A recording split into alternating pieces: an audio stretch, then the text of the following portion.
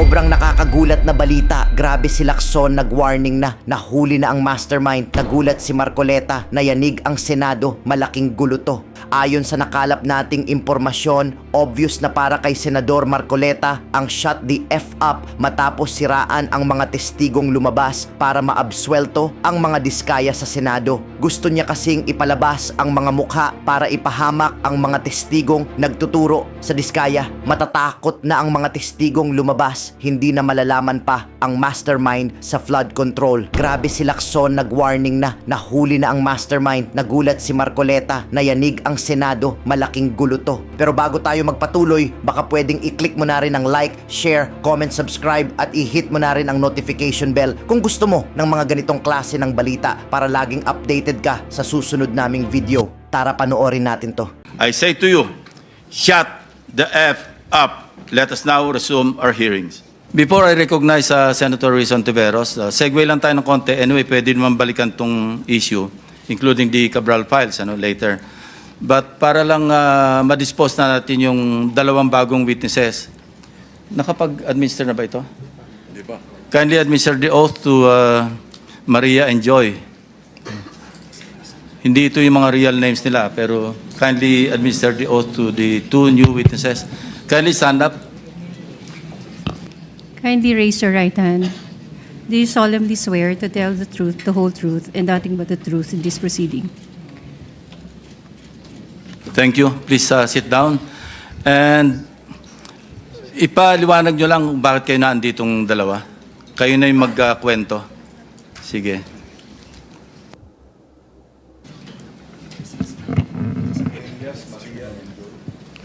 Good afternoon po. We have their real names. Nandiyan naman sa invitation. Thank you. Okay, so we are working for our boss, Rico Ocampo, who was the previous tenant of 30 Tamarind at Forbes Park. 30 Tamarind South Forbes. South Forbes, Yeah. sir. Kayo yung mga staff ni Mr. Rico Ocampo. Kami po, yes po, office staff po ni Yeah. Sir. Na siya yung tenant doon sa bahay na naibenta noong April 2023. Go ahead. That is Continue. correct, Your Honor. And then, during that time, January 29, we were CC'd sa email sa boss namin that we are being evicted January 31 at 3 p.m. Dapat nakalabas na kami ng place. Unfortunately, sa sobrang dami po ng gamit, we weren't able to comply with our deadline. So we have asked TJ Conti, who is the broker from Turnkey Properties. Nakipag-coordinate po kami to have an extension. And we were given until February 3, I think. To that was already 2024 po. And eventually you were evicted. And who informed you that you were being evicted? We were informed by our boss po. It was parang email po ng law firm. And then sinisi po kami ng boss namin for us to be aware that we have to leave the place by January 31, 2024 at 3 p.m. Yeah, I was able to talk to your boss, si Mr. Rico Ocampo. And he made mention na meron kayong nakaharap nung you were forcibly being pushed out of the residence. Nabanggit niya si Carla Diskaya. Would you confirm that? That was February 1 po. Yeah. TJ Conti, he introduced us to the contractor, but he didn't mention the name. Yeah. But how did you know that that contractor being referred to by TJ Conti is actually Mr. Diskaya? Well, actually, sir, we already mentioned to our boss nung lumabas yung mukha po ni Mr. Diskaya. Nasabi ko, kamukha Saan lumabas ang sa mukha? TV po, when the flood control project is being brought up na. During the hearings? Yes, during the hearing. Okay, so sabi so- ko sa boss ko, sorry Yeah. about that. Sabi ko po sa boss ko tsaka sa colleague ko, tingnan nyo nga, ma'am, tingnan mo pong maigi itong mukha na to. Hindi ba ito yung contractor na pinakilala sa atin ni TJ Conti? And then we both agreed na siya nga. And he was physically there. He was physically there. How long did you talk to Mr. Diskaya? It's less than 5 minutes po, pero kasi natandaan namin siya because he was the one manning the people na sinabihan pa na tulungan kami para mapabilis yung pag-move out namin. Kindly narrate the conversation that took place between you and Mr. Diskaya at that point in time. Okay. During February 1 po, it was just a short introduction by TJ Conti. He mentioned that he is the contractor. And then February 2, medyo nagtagal po kasi nakiusap na nga kami na we really cannot matanggal lahat ng mga gamit dahil sa sobrang dami. And he also mentioned to us na contractor ako dito eh. Meron din kaming deadline. And then we both asked, baka pwede po namin pakiusapan yung may-ari, yung bagong nakabili ng bahay. And then he also mentioned that si Romualdez ang nakabili. And then after po nun, That's according to Mr. Diskaya. that is according Okay. to the contractors. Now, nandito tayo ngayon sa pagdinig, ano? Kung makikita niyong personal, si Carla Diskaya, makikilala niyo? Yes, Your Honor. Pakituro niyo nga kung nandito sa loob ng session hall. Lapitan niyo na lang kung sino dyan among the resource persons. Hindi, lapitan mo na lang at hawakan mo na lang sa balikat, hindi magagalit yan. Your Honor, Excuse pwede me, po bang... you'll be recognized later. Okay. No? Tuloy lang natin itong proceeding muna. Sige, miss. Pareho kayo na ina-identify nyo na siya mismo yung kaharap ninyo na sinasabing ang may-ari ng bahay, si Speaker Romualdez, at kailangang umalis na kayo? Kindly answer, use the microphone. Tama po, Your Tama po, sir. So maski ngayon, sa susunod na panahon, sa ibang pagkakataon, ganyan pa rin ang inyong magiging statement. Correct, Your Honor. O ngayon, Carly, it's your turn.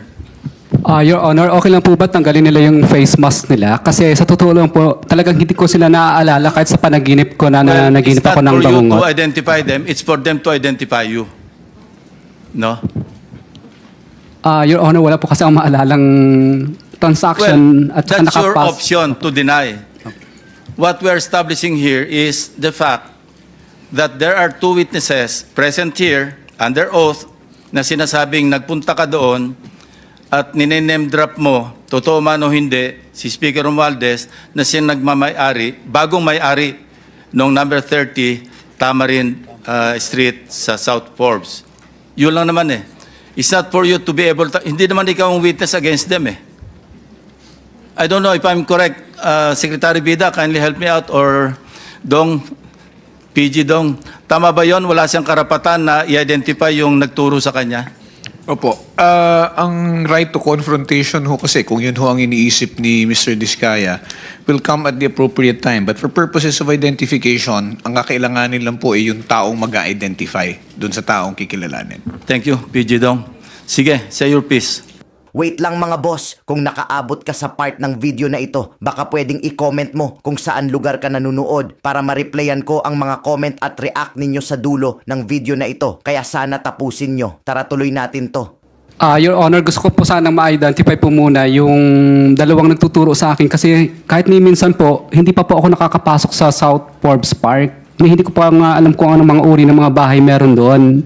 So, malabong-malabo po talaga at wala po akong inuutusan na kahit sinong broker kasi takot po akong bumili sa mga lugar na yun. Ang kaya ko lang bilhin po ng mga lupa sa lugar lang po ng mga Pasig na hindi ganun kamahal ang presyo ng lupa.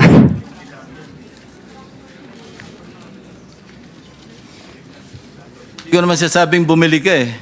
Hindi naman yan sinasabi, ikaw ang bumili. Anyway, that's it, ano? Ang sabi, Mr. Chairman, contractor daw. Ikaw daw ang contractor. Yun ang sabi. Hindi sinabi ikaw ang bibili.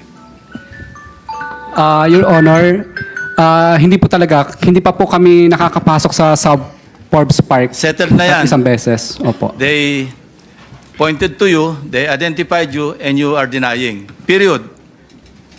Mr. Chair, follow-up question. Yes, Senator Risa. Salamat, Mr. Chair.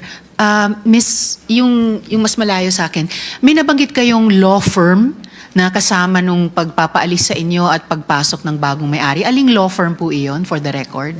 Let me just check po my email, Your Honor. Tapos pakisabi na lang sa aming komite through the chair para lang mabuo namin yung sinasabi For that niyong matter, kwento. kung Thanks, alam Mr. nyo Chair. rin, ang sinasabing si Speaker, pero si Speaker ba ang nasa deed of absolute sale? Kung hindi, sino? Kung alam ninyo. It's Golden Peasant po. Golden Peasant Holding Corporation, di ba? That is. Na ang major stockholder, isa nangangalang Paras. Hindi ko lang po sigurado. Yes. But for the law firm, it's Ocampo Manalo Valdez Lim. Kung walang members na gusto magtanong do sa ating dalawang bagong witnesses, no, in relation to the Diskaya Romualdez issue, then we'll excuse them already. Mr. Chair, gusto ko sanang magtanong lang sana sige, kung go ahead. papayag ka. Of course. Yung tungkol dun sa Tamarid House sa South Forbes, yung binabanggit mo kanina, di ba? And then you were asking for some parang leeway in terms of a few days para i-vacate ninyo because you're not yet ready with all the things that you need to move out, di ba? Sino yung may-ari ba talaga nung bahay na yon? Your Honor, hindi po kami aware kung sino po yung owner mismo, but we are... I will answer that. Ang may-ari po dati, Doris Magsaysay Ho. And you were there as what? Staff ng tenant. May tenant kasi si Doris Magsaysay Ho na sila nakatira, sila yung staff. So nung nabenta, existing pa yata yung lease contract, so hindi sila umaalis. Pero pinipilit silang umalis nung bagong owner. And allegedly, ang bagong owner is Martin Romualdez. Yun ang sinasabi. Yun ang sinasabi mo kanina? Yes. At referring to Diskaya? No, let's based on documents, yung bahay na ibenta sa isang corporation, Golden Peasant Holdings Corporation. Incidentally, the major stockholder,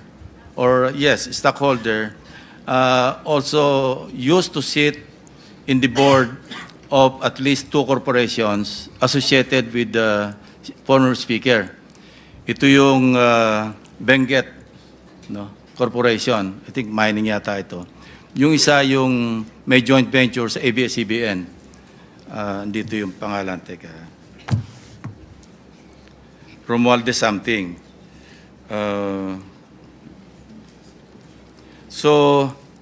And another one, I think Mark Venture something, ano. At saka treasurer siya doon sa, yun nga, yung media company owned by Romualdez, kasi Romualdez Media something na may joint venture sa ABS-CBN. So yun ang association.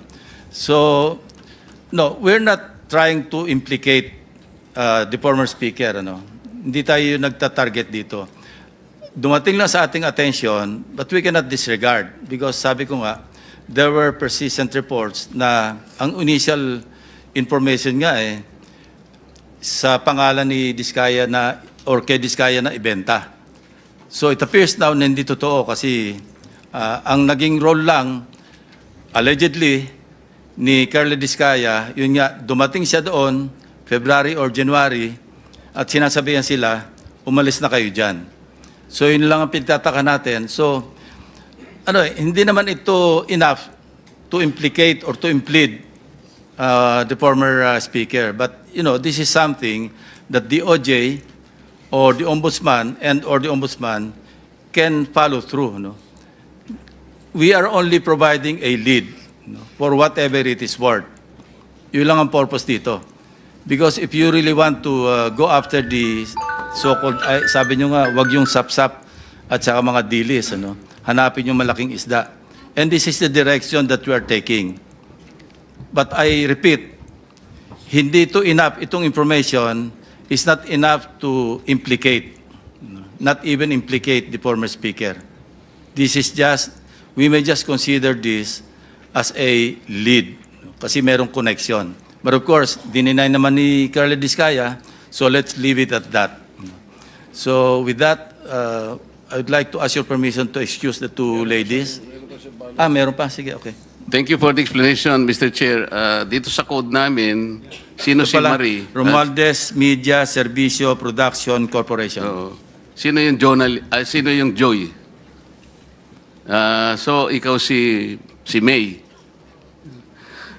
May,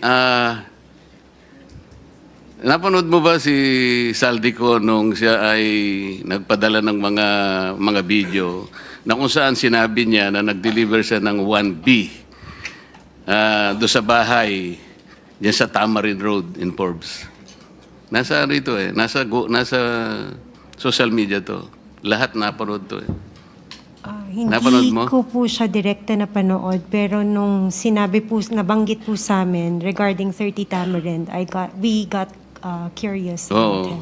Naging curious ka. Pagkatapos, natatandaan mo ba na sinabi ni Saldico na si Speaker Martin ang nag-designate nung lugar na yon na pagdadalhan ng 1B? Nandun din sa ano yun. Di ko lang matandaan yung pagkakasabi, pero yung gist ganito niya sinabi. Napanood nyo ba yun? Wala po ako matandaan na ganong ano. Pero nabasa po namin yung report regarding sa 30 Tamarind. Yun nga. And then, Natambakan ng pera. maaring natatandaan nyo na sinabi rin ni Saldico, doon din sa ano na yun, sa paghahayag na yun, na si Yusek Jojo Cadiz ang tumanggap na yun ay drop-off lamang ng delivery sa bahay daw ng ating Pangulo daw sa Nara. Ando, siya yung nagsasabi siya nagsasalita Napanood ko yun Tinatanong ko lang kung kayo napanood nyo din yung ganong klaseng paghahayag na ginawa ni Saldico. Hindi po namin nasubaybayan yung mga hearing at saka yung news. Naging curious lang po kami nung nagkaroon na nga po ng report tungkol dun sa 30 Tamarind. Oh, okay. So hindi po namin matandaan yung news na ganun po. Okay, baka naman gusto nyo rin alisin yung takip para makita namin kung gaano kayo kaganda. Kasi alam ko, magaganda po kayo. Kung okay lang naman po, kung hindi naman, okay din po sa amin. Actually, request nila Senator Marcoleta na kung pwedeng, kaya nga Elias yung ginamit ko, binuko naman Oo yun nga yung pangalan Pero kasi yung kagandahan, hindi pwedeng ipagkait, Mr. Chair. Salamat po, Mr. Chair. Okay, so let's move on. So you are excused, Maria and Joy. Elias. Sige. Thank you very much. The OSAA you'll be turned over to the OSAA for your own security. Thank you very much. Ngayon ikaw bilang Pilipino, ano ang masasabi mo at reaksyon sa balitang ito? Mag-iwan ka ng komento sa ibaba at atin pong babasahin isa-isa.